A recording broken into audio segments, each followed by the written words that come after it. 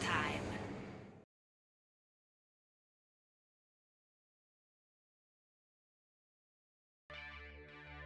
Hello guys and welcome back to the STPR. My name is Kix, joining me is Rapid, and we're about to head into Game 2 of FBW vs Media, which is going to be possibly one of the matches to look out for today. It's going to be TT1 himself versus Gypsy. Yeah, and you know, this match is specifically kind of near and dear to my heart. Two of my biggest fans in the entire world battling out to the death for our entertainment. What could truly be more exciting than this? And I guess to some extent this is like FBW versus FBW, but you know, with Gypsy being on Media, we do have to call them different teams. And I'm excited to see if Media can take this one down. Obviously, they have a pretty they have a strong quality to their roster, but maybe not the deepest one.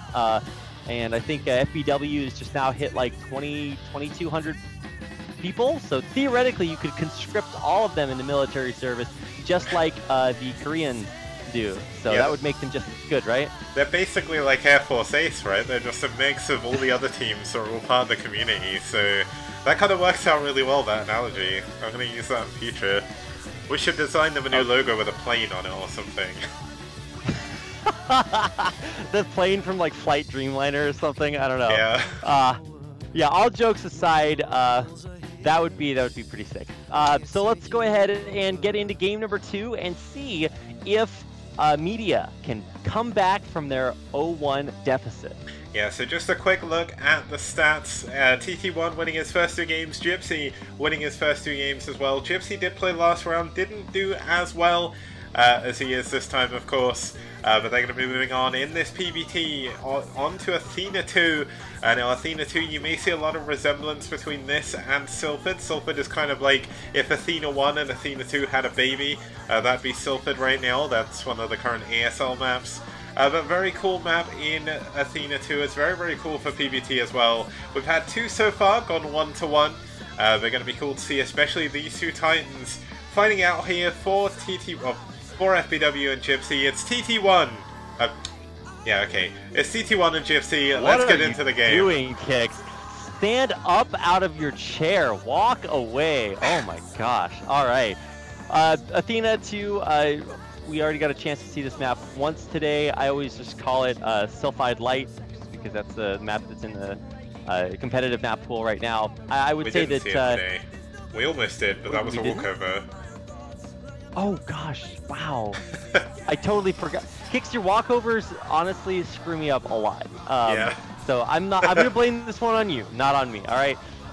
Regardless, I'm always excited to see this map because it does resemble a map that's in the current map pool right now. So maybe this one will be coming back too. But either way, it was good enough for them to make a second day, or a second, I read that right as I read Club Day MSL. It was good enough for them to make a second one, so I don't want to keep talking. I actually just want to see this. TT1 versus Gypsy is actually going to be so sick. And speaking of so sick, right here over in the 10 o'clock position, we have the White Terran fighting for Media. It's Gypsy. That's right, and the best player to never win the tournaments that he wanted to the most, but only win the ones that didn't matter. No, I'm just kidding. It's TT1 down in the 6 o'clock location. I didn't do my extra high latency micro, so thanks for helping me out with that, Kix. It's okay, I learned how to do that super quickly in my 12 or 13 practice games against Genenzi yesterday, so either way, should be kinda cool. That's got to be extra high latency. Yeah, that was extra high, shooting a lot of lurker roll-ins, but I mean, not going to see that too much in a TVP. TT1 is one of those players that's always kind of surprised me. Of course, he got a little bit of notoriety back in the day because he did map hack, but he has since, like, apologized for that, obviously got let back into tournaments again. But he doesn't really play in that many tournaments. Like, he doesn't appear in the... I believe he wasn't in BSL 4. I don't think he's been in BSL 5 so far. He doesn't really play all that much. He did play a lot on Sparkle because he really loved that map, but I mean, TT1 is kind of like the wild card because I seriously do consider him one of the best players in America, but he just doesn't really play enough to show it off. So I'm kind of excited to see him playing here in the SCPL. But Gypsy, as well, one of the best Terrans in North America as well. So going to be a very, very strong matchup here. But Gypsy is going for an 8 racks in the middle of the map. Oh gosh, is this really how we decide this game? Okay, well, also want to point out that it's a 2 racks. BBS.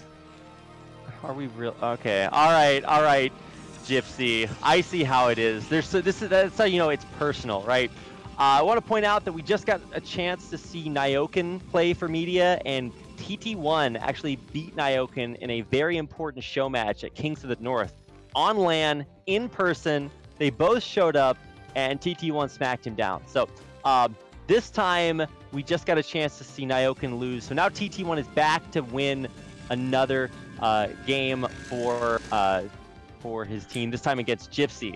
So all I'm trying to say is that BBS, I don't know if that's really why you, or the way you want to play this way against TT1. He's pretty good in the early game, and I want to say that maybe Gypsy is a better late game player. So I actually would have expected TT1 to maybe play this one more aggressively. Now, I mean, the one benefit that TT1 maybe has is Gypsy has obviously spread out his barracks really fast, so the Marines are going to kind of come in staggered. But you can see that there's going to be 2 SCVs, 2 Marines at the start of this push. We do see a Zealot coming in from TT1. That's going to run in, see the first SCV, see the second SCV as well, and that's going to be the big tell of what's going on now. Gypsy, he doesn't quite see the Marine, but he's going to have to try and dive on those quickly because Gypsy has currently got 3 Marines. He's going to be sending the 4th one down here as well. Great micro by him so far. And this Zealot is not really going to be able to achieve too much here for TT1. Oh, he might actually kill the 2nd Marine. No, wow, losing a Zealot. Damn, that's not that great. He killed 1 Marine, but trading a Marine for a Zealot, obviously, that's a pretty terrible trade there. Trying to use probes to kill off the bunker, but the SCV is actually a little bit late. So now he's pulling the boys all the way across the map, and there's a Dragoon out. So this is actually going to be, I guess, not the worst way to start this out. He's damaged, and actually, wow, kills 2 Marines already. Just has to make sure the Dragoon does not get surrounded. Yeah. And he pulls it back and saves it in time. And that means that this hold is going to be, I mean, very realistic. Yeah, he's got 3 additional Marines at the back, not rallying up. This is going to give these probes a lot more power. I think he Why were those Marines not rallied into the main? He was so busy trying to micro everything else that maybe he didn't do it. Now we do have the bunker being repaired. The Marines, are they going to get the bunker? It looks like one of them does! Yeah, but it's only 1 Marine in a bunker. That's not that much damage. And as long as you block any more from coming in, yeah that's going to do it. GG, Gypsy just taps out. Okay, well, wow, that was a game. Yep.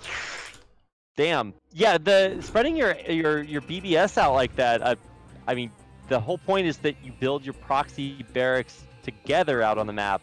But, yeah, I don't really know what was going on. Obviously, I can't too deeply dissect that, but a super good hold by TT1. I mean, the one thing I can say is the positions he built his barracks in, if you think about the sort of map layout of Athena 2, the rush distance is kind of very similar for both bases. So he does have the single barracks at the back to maybe defend against a possible proxy gate, and he has the one forward to go to either main. So, I mean, there's obviously a lot we could try and discuss about that game, but none of it really makes any sense without getting into the head of the 2 players. So that's where you'd usually have sort of like an interview with the mass media after like a Pro League game to see exactly what was going on in TT1's head when he scouted that, maybe what was going on through Gypsies. But either way, that's going to take us into Game 3, which is going to be Future versus Hiramu, and that's going to be coming up after this.